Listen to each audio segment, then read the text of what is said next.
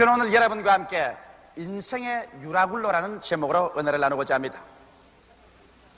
시골에서 자란 사람들은 여름에 풀들과 금불을 모아서 마당에 쌓아놓고 거기에 불을 놓아서 모깃불이라는 불을 놓습니다.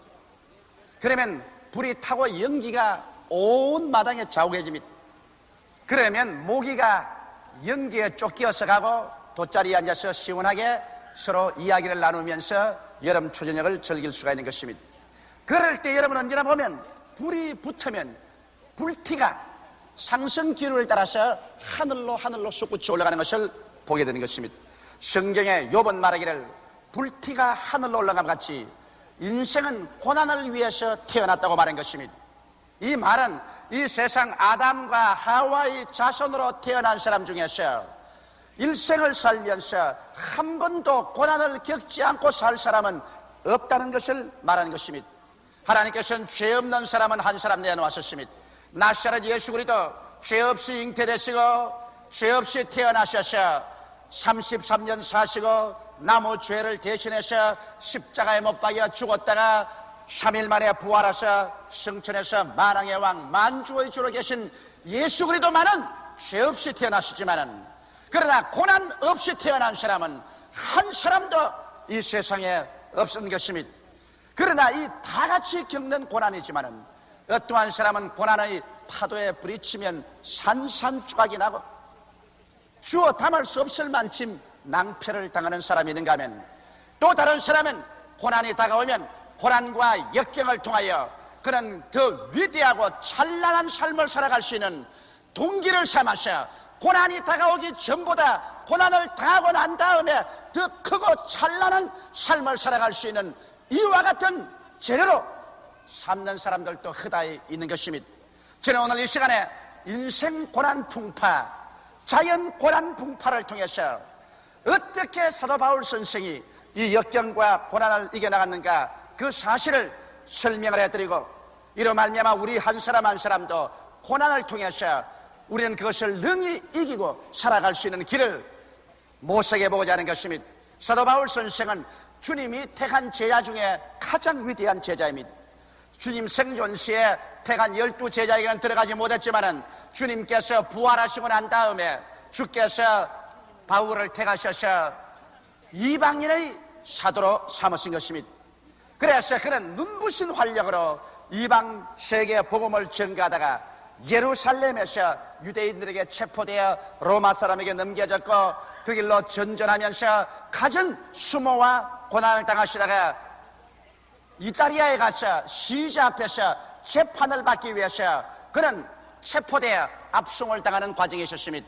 마침 그때 아우구스토 대백부장 율리오라는 사람이 많은 죄수를 거느리고서 로마로 가서 로마의 법정에 넘겨주려고 한 것입니다. 이래서 그와 함께 죄수의 무리 속에 수갑을 차고 바울 선생은 끌려가게 된 것입니다. 그래서 율리오가 탄 배는 길리기아와 밤빌리아 바다를 건너 루기아의 무라성이라는 곳에 이르렀는데 그게 마침 이탈리아로 직행하는 알렉산드리아라는 배가 있었던 것입니다. 그래서 아주 기쁘게 생각하고 이 백부장 율리아는 다른 죄수와 바울을 그 알렉산드리아 호에 다 태워가지고서 출발했는데 바람이 잘 불지 않으니 그 옛날에는 범선이라 배가 겨우 그저 기어서 건너가듯이 가다가 나중에 미항까지 왔습니다. 미항에 도착하자 바울 선생이 매일같이 하나님 앞에서 죄수이지만은 기도를 하고 있었습니다. 비록 수족은 묶인 죄수이지만은 그러나 그 마음은 묶이지 않은 자유인이었습니다. 그러나 하나님께 늘 기도하는데 미항에 왔었을 때 하나님의 계시가 임한 것입니다. 만일 미항에서 이 배가 출발하면 큰 풍랑을 만나서 화물은 물론 다 잃어버리겠니와 사람들의 생명에도 크나큰 장애가 있을 것이라는 묵시를 받았습니다. 이래서 바울 선생은 곧장 백부장 율리오를 만났었습니다. 그리고 율리오에게 말하십니다. 내가 보건대 이 배가 지금 미항에서 출발하면은 풍랑을 만나서 화물도 다 잃어버리고 그리고 사람의 생명에도 많은 장애가 있을 것인즉 그러므로 내 말을 믿고 이 겨울을 미항해서 지나는 것이 좋다, 그렇게 말했습니다. 율리오가 이 말을 듣고 난 다음에 선장과 선주와 모여서 회의를 했습니다. 여기 내가 데리고 가는 죄수 중에 아주 학식이 많고 또 기독교의 지도자인 바울이라는 사람이 있는데, 이 사람의 기도 중에 하나님께 묵신을 받았다고 이런 말을 했습니다. 다른 말이 아니라 풍랑을 만나서 배가 파손되고 화물은 다 있고 사람들의 생명에도 위험이 있으니까 미항을 떠나지 말고 여기에서 겨울을 지나는 것이 좋다고 말하는데, 당신네들은 어떻게 생각합니까? 선장이 가가대소하고 웃습니다. 도대체 내가 뱃사람으로 지중해의 연안을, 나는 평생을 이 배를 가지고 왔다 갔다 하는 사람인데 바다 물길은 내가 알지. 100명 서생인 그 바울이란 그 종교인이 어떻게 바다 형평을 안단 말이요. 그런 우스운 소리 하지 마시오. 계시가 다 어디 있어요? 이 세상에, 과학적인 세상에 해류를 따라 길이를 따라 경험을 얻고 내가 과학적인 지식을 가진 내가 알지. 그런 어리석은 소리 하지 마시오. 그러자 또 선주는 선주대로 하루속히 화물을 싣고 이탈리아에 가야 물건을 팔고 자금을 순회가 잘 때므로 돈을 한 푼이라도 많이 벌겠단 말입니다. 그래서 겨울을 미항에서 보낸다는 것은 상당히 물질적인 손실이 가므로, 그래 이 두 사람이 백부장 율리아에게 단호하게 말한 것입니다. 선장과 선주가 합쳐가지고서 여기 미항에 있을 것이 아니라 우리가 좀 더 가면 이탈리아에 좀 가깝고 항구도 좋은 베닉스에 가서, 베닉스에 거하면 얼마나 좋노. 항구도 좋고 시설도 좋고 그게 과동하기도 좋고 그 다음 봄철이 오면은 곧장 이탈리아로 건너가기도 좋고 하니까 베닉스로 가자. 그래서 백부장 율리아가 그 말을 들으니 바울 선생의 말은 어리석게 보이고 선장과 선주의 말이 타당해 보이는지라, 그래서 그들은 선장과 선주에게 명하여서 높이 돛을 달고 닻을 올리고 배를 출항하게 하는 것입니다. 바울은 벌써 그들이 무서운 시련을 향해서 출항하는 것을 알고 있었습니다. 그러나 그것을 꿈에도 모르는 선장과 선주와 죄수들과 거기에 타고 가는 모든 선객들은 이게 양양해서, 그래서 바람이 마치 불어오니 모든 것이 다 자기 이지되는 줄 알고 출발해 가다가 얼마 있지 않냐여 내륙지방에서 유라굴로라는 거센 폭풍의 바람이 휘몰아쳐 바다를 때리니 얼마 있지 않냐여 순식간에 바다는 지옥같이 변화되고 말한 것입니다. 파도는 새산더미같이 다가오고, 그리고 바람은 천지를 변화시킬 만한 거센 소리를 내고서 다가오는 것입니다. 여기에서 선장과 선주와 선원들이 전력을 기울여 배를 보전하려고 하나 그 거센 파도와 바람에 배는 일련편주로 어떻게 도저히 감당할 수가 없게 된 것입니다. 이래서 별 수 없이 사람이 거센 풍랑을 만나 목숨에 위험하니까 하루 견디다가 이튿날에는 배를 가볍게 하기 위해서 그렇게 선주가 자기 목숨처럼 아끼는 화물을 모두 다 바다에 던집니다. 돈 보따리들을 전부 바다에 던집니다. 선주는 눈물을 흘리면서 그 모든 화물을 던졌습니다. 그러고 난 다음에 사흘째 계속해서 바람이 불고 파도가 치고 천지가 칠흑같이 어둡고 온 세계가 뒤엎어지는 것 같으며 이제는 배의 기구조차도 배의 무거움으로 이 선장과 선원들이 자진해서 배의 기구조차 다 버리고 마는 것입니다.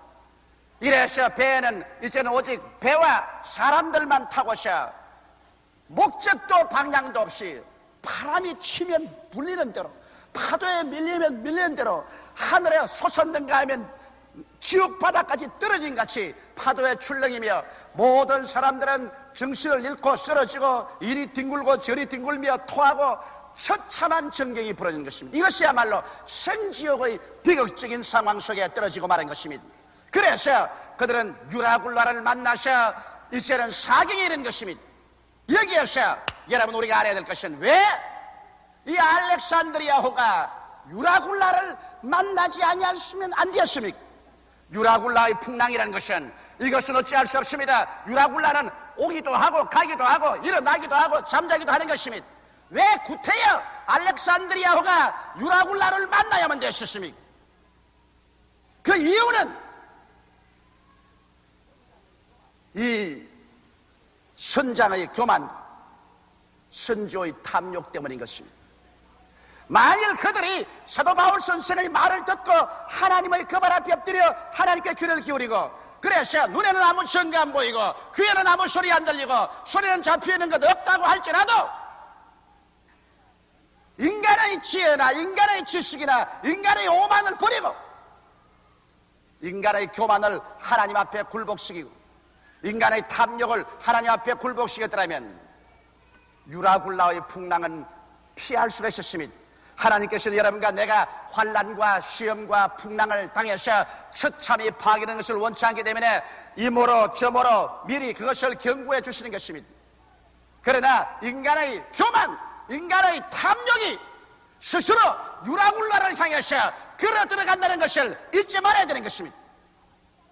여기에서 이 알렉산드리아라는 배가 처참하게 된 이유는 하나님을 원망할 수도 없고 천재 지변을 원망할 수도 없습니다. 이것은 오직 선장의 교만과 선조의 탐욕 때문에 그들만 스스로 절망 상황에 떨어진 것이 아니라 배에 탄 수많은 사람들을 한꺼번에 가장 처참한 절망으로 휘몰아치고 말한 것입니다. 이렇기 때문에 교만과 탐욕이 유라굴라를 부른다는 것을 잊지 말아야 되는 것입니다. 오늘날 여러분과 내가 사는 이 세상은 유라굴라의 풍랑에 휘몰아친 세상입니다. 어느 곳에 가나 여러분 죄가 없는 곳이 없고 미움이 없는 것이 없으며 사람은 불안과 공포에 떨고 처절하게 좌절하고 서로 살상하며 오늘날 세계가 언제 다시 한번 세계 제3차례의 비극적인 전쟁에 휘몰아쳐 들어가서 잿더미가 될지도 알 수가 없습니다. 나라마다 있는 힘을 다하여 백성들이 굶주릴지라도 총과 칼과 대포와 비행기와 폭탄을 준비하기에 여념이 없고 세계는 또다시 무서운 유라굴라의 풍랑을 향해서 나아가고 있는 것입니다. 최근 풍파들은 온 세계 각지에서 일어나고 세계 최종의 가장 비극적인 유라굴라의 풍랑은 다가오고 있는 것입니다. 왜? 인간은 이렇게도 지성적이라고 말하고 과학적이라고 말하고 이지적이라고 말하며 인격자라고 말하면서 세계에 다가오는 유라굴라의 풍랑을 눈앞에 보고도 이것을 피할 수 없을까요? 아담과 하와가 이 세상에 유라굴라를 가져올 때도 우리는 단적으로 그 결점을 알 수 있습니다. 하나님께서 동방에 에덴 지으시고 보기에도 아름답고 먹기에도 좋은 나무로 다 실과를 맺게 하시고 거기에는 상암도 없고 해암도 없고 진선진미의 아름다운 곳이었습니다. 그와 같은 자리에서 아담과 하와를 두고서 하나님을 섬기며 하나님을 믿으며 하나님께 순종하고 그리고 하나님의 청지기로서 그 동산을 가꾸게 한 것입니다. 그러나 사탄은 아담과 하와에게 유라굴라를 가져오는 길을 알고 있었습니다. 인생 유라굴로 인생 풍파를 가져오는 길을 알았습니다. 그것은 아담과 하와에게 교만과 탐욕을 넣어주면 죄악과 사망의 유라굴로의 풍랑이 불어와서 그들을 침몰시킬 것을 알고 있었습니다. 그래서 마귀는 때를 노렸었습니다. 하나님께서는 동산 모든 실과를 다 먹되 동산 중앙에 있는 선악을 아는 실과는 먹지 말라. 이를 먹는 날에는 죽으리라고 말씀하셨습니다. 이 선악을 아는 실과는 하나님의 주권을 상징하는 것입니다. 아담과 하와는 주권자가 아니요 주권적 소유자도 아니요 하나님의 종이요 하나님의 청지기로서 하나님을 섬기고 하나님을 순종하고 하나님을 믿고 하나님의 대리자로서 일하게 만들었기 때문에 이것 하나만은 분명히 아는 선악과 이것이 좋다 저것이 나쁘다 좋으니까 내가 선택하고 나쁘니까 내가 버린다는 주권적인 행위 이것만은 하나님의 것입니다. 그러므로 하나님의 주권을 존중하기 위해서 그것을 갖다 놓았습니다. 이것을 마귀가 악용한 것입니다. 아담과 하와가 에덴 동산에 있을 때 마귀가 와서 하와에게 말을 걸었습니다. 정말 하나님께서 동산의 모든 실과를 다 먹지 말라고 하느냐. 부정적인 방향으로 벌써 말을 찔러 넣었습니다. 하와가 대답하기는 아니라 동산에 있는 모든 실과는 다 먹되 동산 중앙에 있는 선악을 하는 실과는 먹지도 말고 만지도 말라 죽을까 하노라 하더라. 하나님 말씀을 정확하게 인용하지도 못했습니다. 그럴 때 마귀가 하는 말이 정면으로 부정해서 아니라 너희가 먹는 날에는 너희 눈이 밝아져서 너도 하나님처럼 될 것이라. 자, 교만입니다. 하나님처럼 주권자가 될 수 있다. 그래서 하와가 그 열매를 보니 먹음직하고 부함직하고 지혜를 얻기에 탐스럽게 한 겁니다. 탐욕입니다. 그래서 사람의 마음속에 교만이 심어지고 자기 분수를 넘어서 벌써 교만해지고 탐심이 들어오면 그때로부터 시작해서 유라굴라의 풍랑을 향해서 돌진합니다. 하와가 그 실과를 따먹었습니다. 그러고 난 다음 그 남편을 주워 먹게 하셨습니다.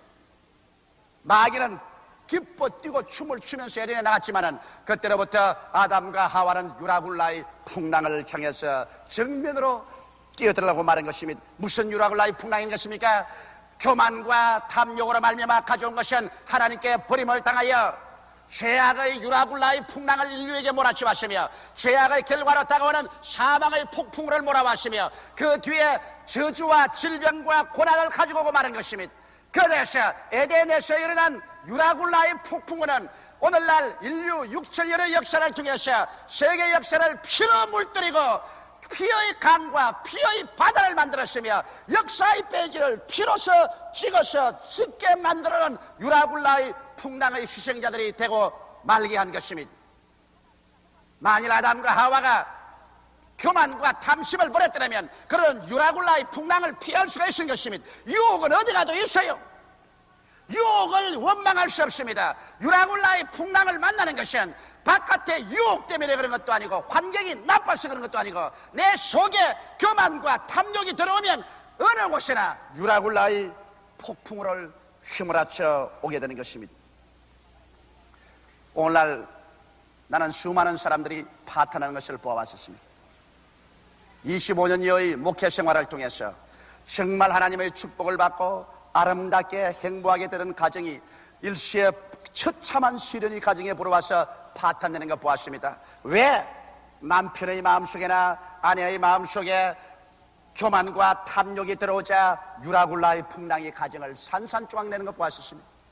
사업가들이 사업을 잘해 나갑니다. 이런 상태로 나가면 얼마 있지 않아야 참 훌륭하게 사업도 잘 되고 깊은 뿌리가 박힐 것이라고 생각하는데 갑자기 이 사람의 마음속에 유혹이 들어와서 그만 스스로 교만해져서 머리를 내어 흔들기 시작하고 그 다음 탐욕이 들어와서 자기 분수를 넘어서 손을 내어 밀고 빚을 갖다 놓고 차관을 가져오고 투자를 하고 야단법석을 해서 제일 처음에 흥청망청합니다. 그러나 벌써 운명은 결정되었습니다. 왜? 교만과 탐심이 있는 곳에는 유라굴라의 풍랑이 벌써 다가오기 시작하는 것입니다. 아는 게 아니라 얼마 있지 않다가 유라굴라의 풍랑을 만나서 부도가 나고 파선이 나고 수많은 사람에게 충격을 갖다 오고 끔찍한 뉴스거리가 되고 처참한 파탄이 다가오는 것입니다. 인생에게 가장 무서운 여러분 두 가지 죄가 교만과 탐욕인 것입니다. 교만은 패망의 신복이요 멸망의 앞장이며 탐심은 우상 숭배이기 때문에 하나님께서는 이 교만과 탐욕 이 두 가지를 용납하지 않습니다. 마귀는 바로 교만과 탐욕의 완전히 뭉쳐진 것입니다. 이렇기 때문에 오늘 이 시간에 여러분과 나의 미래에 관해서 우리가 점쳐볼 필요 없습니다. 내 마음속에 장차 내가 하나님의 축복과 은혜 가운데서 영혼이 잘됨같이 범사에 잘되며 간절하고 생명을 얻되 넘치게 얻으며 살 것이냐, 그렇지 않으면 연속적인 유라굴라의 풍랑을 크고 작은 것 만나서 박살이 날 것이냐, 이것은 내 속에 교만이 있느냐 탐욕이 있느냐 이것을 따져보고 교만과 탐욕을 깨뜨리고 하나님의 그 발 앞에 엎드리면 유라굴라의 풍랑을 피할 수가 있게 되는 것입니다. 그러면 나는 유라굴라를 극복한 바울에 대해서 말씀해 드리겠습니다. 모든 사람들이 알렉산드리아호에서 절망에 처했을 때 유라굴라를 만나시나 그 유라굴라 속에서 홀로 바울 선생만은 승리자로 일어나서 약 풍랑을 만난 14일 이후에 바울은 일어나서 위대한 그 말씀으로 그 속에 있는 사람들을 격려하고 위로하고 삶의 길로 이끌어진 것입니다. 거기에서 바울이 제일 먼저 일어서 하는 말은 뭐냐면, 여러분이 이제 안심하라. 나의 속한 바 나의 섬기는 하나님께서 천사를 간밤에 보내서 내게 말씀하기를 이 배는 잃어버리나 너희들에게 생명의 손상은 없을 것이라고 말했다. 나는 하나님이 말씀한 그대로 믿노라. 이 말 속에 유라굴라를 극복한 바울 선생의 위대한 신앙 철학이 들어있는 것입니다. 첫째로 바울 선생은 당신의 소속이 분명했습니다. 바울은 말하기를 나의 섬기는 나의 속한 바 하나님. 오늘날 아담과 하와의 자손은 하나님께로부터 쫓김을 받고 버림을 받고 나온 이유로 자기의 소속을 잃어버리고 말한 것입니다. 어디에서 와서 무엇 때문에 살며 어디로 가는지 알지 못하기 때문에 자기가 소속된 것을 모르므로 그저 자기 중심으로 살아서 자기의 지식, 자기의 지혜, 자기의 수단, 자기의 방법, 자기의 주목을 믿고 교만해지는 것입니다. 소속이 분명해지면 교만해질 길이 없는 것입니다. 바울 선생께서는 하늘과 땅과 세계와 그 가운데 모든 것을 지으신 하나님께 나는 속해 있으며 하나님의 아들 예수 그리스도께서 나를 위하여 십자가에 못 박여 몸짓고 피 흘려서 그 값으로 나를 사주었기 때문에 나는 값주고 산 하나님께 소속한 하나님의 노예요, 하나님의 종이요, 하나님 나라의 청지기로서 일한다. 이러므로 그 소속이 분명해지기 때문에 바울의 마음속에 교만이 있을 수가 없는 것입니다. 그는 하나님이 일어나라면 일어나고 앉으라면 앉고 가라면 가고 오라면 오는 하나님의 지혜와 하나님의 지식과 하나님의 선하고 나쁘다는 결정을 따라서 행하는 소속이 분명한 하나님께 속한 사람이었습니다. 오늘 여러분과 나의 성애가 소속이 분명하면 잘못되었다가도 곧장 돌아오는 것입니다. 나침판이 분명히 있으면 길을 잘못 가면 돌아와요. 우리는 하나님 중심의 생활이 마음속에 잡혀있으면 우리가 조금 방향을 잘못 잡아서 교만과 탐욕으로 갔다가도 즉시 회개하고 깨닫고서 본부로 돌아오기 때문에 약간 유라굴라를 당했다가도 그대로 돌아와서 안전한 항구로 돌아오게 되는 것입니다. 이러므로 소속이 분명해야 돼요. 둘째로 바울은 말하기를 나의 섬기는 하나님이라고 말한 것입니다. 바른 마음, 탐심이 아닌 바른 마음, 정심입니다. 여러분, 오늘날 왜 탐심이 생깁니까?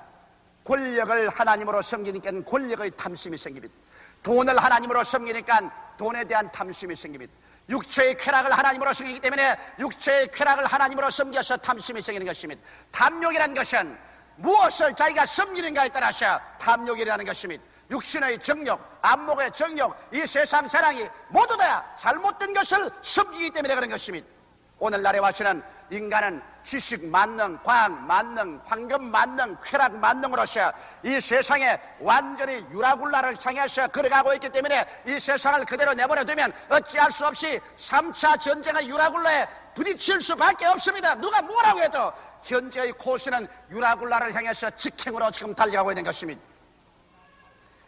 바울 선생은 말하기를 나의 섬기는 하나님, 바울은 하나님을 섬기기 위해서 사는 것을 알았습니다. 그러므로 하나님 앞에 기다리고 하나님을 감사하고 예배하고 그리고 시간 내에 하나님 섬기고 몸 내어서 하나님 섬기고 물질 들어 하나님 섬기고 목숨 바쳐 하나님 섬겨 마음을 다하고 뜻을 다하고 정성을 다하고 목숨을 다하여 주 하나님을 섬기는 정심, 바른 마음을 가진 그러한 사람이었습니다. 이렇기 때문에 바울 선생은 유라굴라에 소속되어 있지 않았습니다. 유라굴라가 바울을 멸할 수가 없습니다. 왜? 바울은 탐심이 아닌 정심을 가지고 있기 때문에 유라굴라하고는 상관이 없습니다. 이러므로 그 거센 유라굴라가 다가와도 바울은 조금도 두려워하지 않은 것은 그는 유라굴라에 소속한 사람이 아니었습니다. 그는 하나님께 속했으며 그는 하나님을 섬기고 있었습니다. 오늘 이 시간에 여러분은 무엇을 섬기고 있습니까? 육신의 정욕입니까? 안목의 정욕입니까? 이 세상 자랑입니까? 권력입니까? 돈입니까? 쾌락입니까? 여러분께서 탐심을 섬기고 나가면 그 결과는 부지불식간에 유라굴라의 풍랑 속에 떨어지게 되는 것입니다. 셋째로 바울 선생은 말씀에 대한 흔들리지 않은 신념이 있었습니다. 인간의 지식, 인간의 과학, 인간의 체험 이런 것 아닙니다. 선주나 선장의 말은 그런 것 아닙니다. 바울의 지식이란 하나님으로부터 받은 계시의 지식을 바울은 가지고 있었습니다. 할렐루야. 오늘날 또 여러분 우리가 세상에서 배우는 과학적인 인간의 역사적인 인간의 철학적인 지식이 아니라 이 성경 말씀은 하나님께서 계시하신 하나님의 지식과 하나님의 지혜와 하나님의 분별력과 하나님의 판단력인 것입니다. 진리는 변할 수가 없는 것입니다. 세월이 가고 인걸은 오고 가도 여러분 하나님의 말씀은 변하지 않습니다. 저 하늘이 무너지고 이 땅이 꺼져도 하나님의 말씀은 1.1획도 변할 수가 없는 것입니다. 그것은 진리이기 때문인 것입니다. 세상에 수만 권의 장서가 세월이 지나가면 다 없어지고 새로운 책이 나오지만 성경은 기록되고 난 다음 아직까지도 한 번도 고쳐 적을 수도 없고 고쳐 적은 적도 없는 것입니다. 그러므로 바울 선생은 하나님의 말씀에 섰습니다. 하나님의 말씀에 섰다는 것은 하나님의 지식에 서고 하나님의 지혜에 서고 하나님의 판단력에 서기 때문에 이는 냉할 수 없고 피할 수 없습니다. 바울은 말하기를 나의 소감받고 나의 섬기는 하나님의 사자가 어젯밤에 내 곁에 서서 말하되 바울아 두려워 말라. 내가 가이사 앞에 서야 하겠고 또 하나님께서 너와 함께 행선하는 자를 다 내게 주셨다 하시니 그러므로 여러분이 안심하라. 나는 내게 말씀하신 그대로 되리라고 하나님을 믿노라. 흔들리지 않은 바람이 불고 파도가 치고 하늘이 먹장같이 어둡고 천지가 무너진 것 같아도 바울은 그것을 믿지 않고 나는 하나님을 믿노라고 말할 수가 있는 것입니다. 이러므로 바울 선생은 유라굴로에 속하지 않았었습니다. 그는 교만하지 않았고 탐심이 없었고 말씀에 서서 그는 유라굴라를 능히 극복하고 그와 함께 탄 사람조차 다 구출하여 섬에 도착하고 로마까지 바울 선생은 그들을 안심하게 이끌어갈 수 있는 영의 지도자가 되었고 마음의 지도자가 되었으며 그들의 생명의 은인이 될 수가 있는 것입니다. 사랑하는 성도 여러분, 오늘날 여러분과 나는 이 생을 살면서 유라굴라의 혹독한 풍랑에 부딪혀 피투성이가 될 수도 있고 이를 피하고 승리할 수도 있는 것입니다. 인생을 살아갈 동안 유라굴라 같은 풍랑을 전혀 경험하지 않을 수는 없지만은 그러나 이와 같은 풍랑을 미연에 방지하거나 그 풍랑을 잠잠케 한 유일한 길이 있습니다. 이것이 하나님 앞에 나아가서 예수 그분 앞에 무릎을 꿇고 교만을 회개하고 탐욕을 버리고 주께로 돌아오면 유라굴라의 풍랑은 잠잠해지고 여러분은 유라굴라의 풍랑의 코스를 피해서 여러분은 안전한 항해를 하고 영혼이 잘됨같이 범사에 잘되며 강건하고 생명을 얻되 넘치게 있는 삶을 살 수가 있게 되는 것입니다. 이러므로 오늘 이 시간에 모두 다 바울과 같은 성도 되기를 주의 이름으로 축원합니다. 기도드리십시다. 살아계신 하나님 아버지, 우리 다 오늘 예수 그리스도를 구주로 모시고 우리의 소속이 분명하고 우리의 섬기는 것이 분명하고 말씀에 대한 믿음이 확실하여 유라굴라의 풍랑을 피하고 이기고 나가는 우리 성도들이 다 되게 하여 주시옵소서. 인생 풍파의 유라굴라의 산산조각으로 깨어지는 자 없게 하여 주시옵소서. 예수님 이름으로 기원하옵나이다. 아멘.